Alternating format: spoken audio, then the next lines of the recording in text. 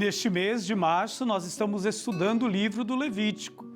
E claro, nós estamos tendo a oportunidade de conhecer um pouco mais essas leis que Deus oferece ao seu povo para que possa viver essa experiência de um povo livre, de um povo que caminha com o seu Senhor. E quem está nos ajudando neste percurso de estudo é a professora Francisca Sirlena. Ela que é doutoranda em teologia pela PUC São Paulo, a quem mais uma vez queremos acolher aqui no nosso programa. Seja bem-vinda mais uma vez entre nós.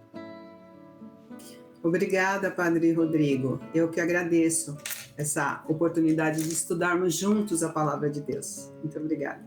É sempre importante a gente penetrar nesta palavra que o Senhor nos oferece para nos exercitarmos cada vez mais no anúncio, no serviço da proclamação da justiça, da paz e da caridade. E para a gente começar aqui a nossa conversa, a gente já vai perguntando, né? Por que para Deus era tão importante os sacrifícios no templo? Bom, nós vimos uma introdução, né, na semana passada, na questão tanto teológica quanto literária desse livro. Então, antes de responder a sua pergunta, eu queria só que a gente pensasse um pouquinho e recordássemos para quem foi escrito, né, esse livro com tantas legislações. Quem era esse povo? Aquele grupo de hebreus, né, que a gente viu lá no estudo do Êxodo, que foram tirados do Egito por Deus, por intermédio do líder Moisés. Então, porque estavam trabalhando em regime de escravidão. Então, é um Deus libertador que tira esse povo de lá. E eles estavam ali no deserto, dá para a gente, com os estudos, saber que é o segundo ano, né, que eles estão. Então, está no começo, para quem vai ficar 40 anos no deserto, né? E aí, seguindo aquela peregrinação deles, eles enfrentaram muitos problemas, né? A gente lembra do Êxodo, a questão toda que eles tiveram lá de idolatria e tudo mais. Agora, o que eu quero trazer aqui é um elemento que nos ajuda a entender muito como é que foi, né? A gente lê livro, mas assim, imaginar como é que foi tudo aquilo. E esse elemento é o tabernáculo. O tabernáculo, lá no Êxodo, a gente viu que ele foi pedir a Moisés que construísse e deram todas as... Deus deu todas as instruções, as orientações em detalhes. Então, no final do Êxodo, o tabernáculo está de pé. E lá no Êxodo também ele dá todas as orientações de como seriam os sacerdotes, as roupas, as vestes, enfim, tudo estava ali já dito, né, por Deus. De fato, ambos os rituais, tanto do holocausto quanto os outros dos sacrifícios, são sacrifícios. O holocausto também é um sacrifício. A diferença é que no holocausto, o animal era queimado totalmente e oferecido a Deus. Diferente dos outros sacrifícios que tinham lá os seus particulares, digamos assim, né? Então, no holocausto, acreditava-se que a fumaça subia, até o nome em hebraico tem muito a ver, né, com essa questão da subida, subia até Deus num perfume apaziguador, né? Então, uma ação de graça através de um sacrifício de queima total. E ali tem um momento que o pecador ele tem que colocar a mão sobre a cabeça do animal, né, que ficava simbolizado que o animal substituiria o pecador, ou seja, o animal inocente e perfeito, lembrem dessas duas palavras, um animal inocente e perfeito morria no lugar do pecador. Então, lembre-se, o sacrifício da missa está fundamentado lá em Levítico, né? Depois a gente vai talvez falar um pouquinho melhor, mas é um ritual de valor expiatório e substitutivo, né? Por meio de um animal, o ofertante entregava-se totalmente a Deus. Então, antes de ficar assustado com os rituais, com o que tem que ser feito, né, no culto e tudo mais, a gente precisa pensar qual é a mensagem que esse livro quer nos transmitir. Isso que é importante no texto bíblico, né? Pensar qual é a mensagem que a gente consegue atualizar, porque a Bíblia ela pode ser toda atualizada para os nossos dias, mas a gente precisa não fazer uma leitura fundamentalista, mas tentar entender o que esse texto quer nos transmitir.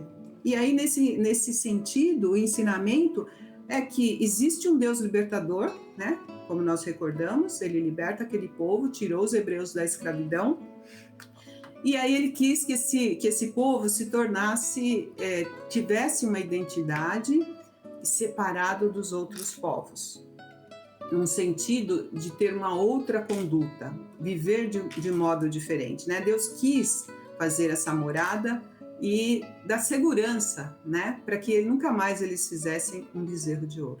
Então, é isso que a gente precisa entender, qual que foi a mensagem que esse livro quis trazer para aquele povo naquele momento e como é que a gente consegue atualizar. E já que estamos falando de sacrifício, acho que você foi muito clara para a gente explicando o que o livro quer nos falar sobre isso. Qual o paralelo que a gente pode, então, estabelecer sobre este sacrifício de Levítico e a ceia do Senhor? Isso é muito bom. Então, a missa, a gente chama que a missa é o sacrifício, é o santo sacrifício. Até tem uma palavrinha difícil que fala que é o sacrifício incruento, né? Que é o sacrifício que não se mata, porque Jesus já se doou, já foi o sacrifício derradeiro, né? Já derramou o sangue pelos pecados de todos nós. Então, assim, se a gente olhar esses paralelismos bíblicos, que são riquíssimos, né? A intertextualidade com os diversos livros da Bíblia, ele vai nos ajudar a entender as ligações que existem, né, dentro de cada testamento, e sobretudo esses grandes temas, né, que atravessam o Antigo e o Novo Testamento. Então, o ritual de expiação, lá em Levítico, usa o sangue do animal sacrificado. O sangue derramado ali é aspergido lá dentro do Santo dos Santos, né, aspergido e simboliza a força vital daquele animal que foi morto. E aí ele vai ficar no lugar do pecador. E no dia da expiação, essa absolvição, digamos assim, dos pecados é para todos. Os sacerdotes, o povo, enfim, para todo mundo. E o perdão já está implícito ali, né? Então, o sangue do sacrifício serve como purificador, claro, e para substituir, no caso, aquela vítima, né? Aquele animal sacrificado, porque o sangue, isso é muito importante também no Levítico, a questão do sangue. O sangue é a vida da carne. Muito bonito isso, né? Está lá em Levítico 17. O sangue é a vida da carne. Então, às vezes, a gente tem lá algumas coisas relacionadas a sangue que a gente talvez até não entenda muito bem, que precise aprofundar. Porque a menstruação da mulher, por exemplo, está lá, que é uma questão de impureza? Exatamente por causa do sangue, porque ela perde sangue. Então, ali é uma ideia que eles têm de se perde sangue, perde vida, né? Então, por isso, e aí precisa se purificar. Mas assim, continuando, se a gente entende isso, que a impureza ameaça a aproximação do ser humano a Deus, então, e com essa ameaça, a vida de santidade dos filhos de Deus fica mais fácil, né? Se a gente entende isso, essa aproximação, essa dificuldade de aproximação por causa da impureza, então fica mais fácil entender e ver o Jesus vicário, né? Você falou da Santa Eucaristia. O Jesus vicário, o Jesus cordeiro imolado, o Jesus que morreu pelos nossos pecados e que nos libertou totalmente daquela necessidade de fazer qualquer sacrifício de sangue. Hoje, nós não precisamos mais fazer aqueles sacrifícios de sangue, porque ele, né, Jesus Cristo, derramou seu sangue por todos nós, em nosso lugar.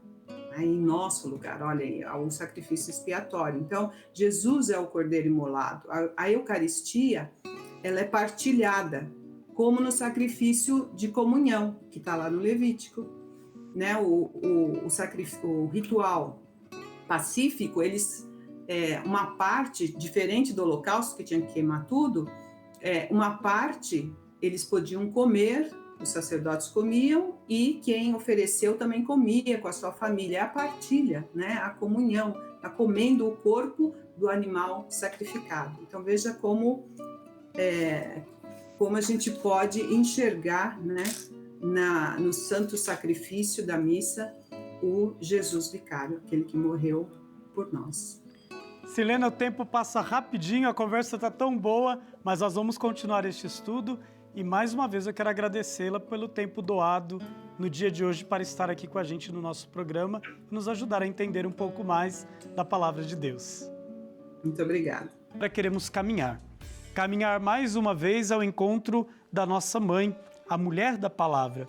E em suas mãos queremos colocar todas as nossas intenções neste tempo quaresmal.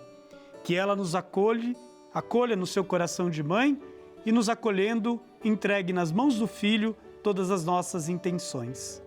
Por isso, nós pedimos por sua intercessão a bênção que vem de Deus. O Senhor esteja convosco, Ele está no meio de nós. Abençoe-vos o Deus Todo-Poderoso, Pai, Filho e Espírito Santo. Amém. Fiquem na graça de Deus e até o nosso próximo encontro.